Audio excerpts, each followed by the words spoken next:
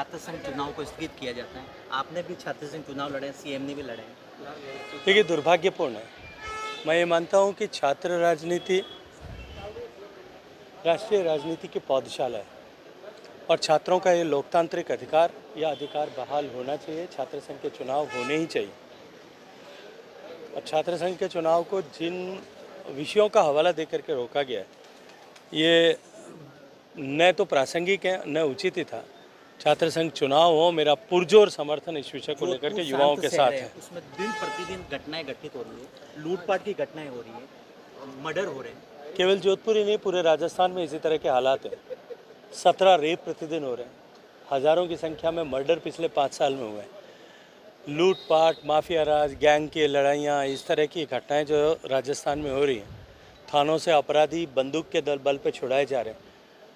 Police थानों के बाहर, पुलिस के ऑफिसर्स के बाहर जो पुलिस राजस्थान का स्लोगन लिखा होता है, अपराधियों में डर और आमजन में विश्वास, सरकार की उदासीनता के चलते और सरकार की प्राथमिकता लॉ एंड ऑर्डर सुधारना न होने के चलते हुए हालात राजस्थान में ऐसे हैं कि यहाँ अपराधी बेखौफ हैं और आम जन डरा हुआ सहमा हुआ है।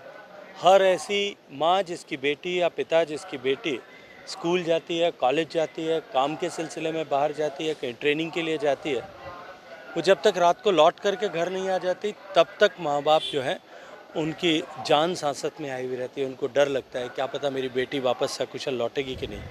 इस तरह के हालात के लिए निश्चित ही सरकार जिम्मेदार है, लेकिन सरकार शायद इन सब विषयों से सरकार को अब लेना देना नहीं है, क्योंकि वो कोई घटना होने के बाद में उस पर कार्रवाई मात्र कोई अपना जो है वो कर्तव्य समझ करके अपनी पीठ ठोकती हुई हमेशा नजर। देश ने विभाजन की विभीषिका को झेला, माँ भारती के दोनों बाजू काट करके अलग कर दिए गए और उस समय जिस तरह का विभाजन के समय तांडव हुआ और उस तांडव को भी जिस फौरी तौर पर उस समय की सरकार ने, उस समय सरकार में बैठे हुए लोगों ने लिया, लाखों लोगों ने उस विभीषिका के दर्द को झेला जो आज भी उनकी संततियों के मन में ताज़ा है।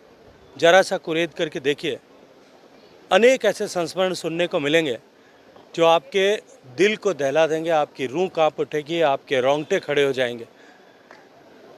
आज 75 साल बीत जाने के बाद में भी वो दर्द उन लोगों के जहन से नहीं निकला है, लेकिन साथ ही साथ हम सब के लिए भी निश्चित रूप से ये एक ऐसा अभूतपूर्व अवसर है कि आज़ादी के 75 साल बीत जाने के बाद में हम एक बार इस विषय पर विचार कर सकें कि आज़ादी के बाद जो विभाजन हुआ उस विभाजन से हमने क्या खोया और क्या हासिल किया। सीमा जन कल्याण समिति जो राजस्थान से प्रारंभ होकर उसकी प्रेरणा से देश भर के सीमांत क्षेत्रों में इस विषय को लेकर के, सीमाओं की सुरक्षा को लेकर के काम करती है, उस सीमा संघोष के तत्वावधान में एक ट्विटर स्पेस आयोजित कर रही है जिसमें विभाजन के समय हमने क्या खोया और विभाजन से हमने क्या पाया, इस विषय पर विस्तार से चर्चा होगी।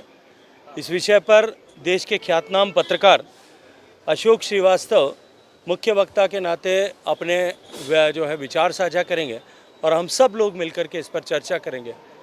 मैं आप सब का आह्वान करता हूं कि इस प्रासंगिक अवसर पर जब देश आज़ादी के अमृत काल में प्रवेश कर रहा है, हम निश्चय ही उस समय की परिस्थितियों से कुछ सीख करके आगे बढ़ें और देश को इस अमृत काल में विकसित भारत बनाने के संकल्प को और सुदृढ़ करें। आपदा को तय करना है, लेकिन मैं सर्वदूर राजस्थान में मुझे जाने का मौका मिलता है, मैं जिम्मेदारी के साथ में कह रहा हूँ, ऐतिहासिक परिणाम आएंगे और राजस्थान में अब की बार जिस बहुमत के साथ में कमल खिलेगा हम उसकी कल्पना भी शायद नहीं कर सकते।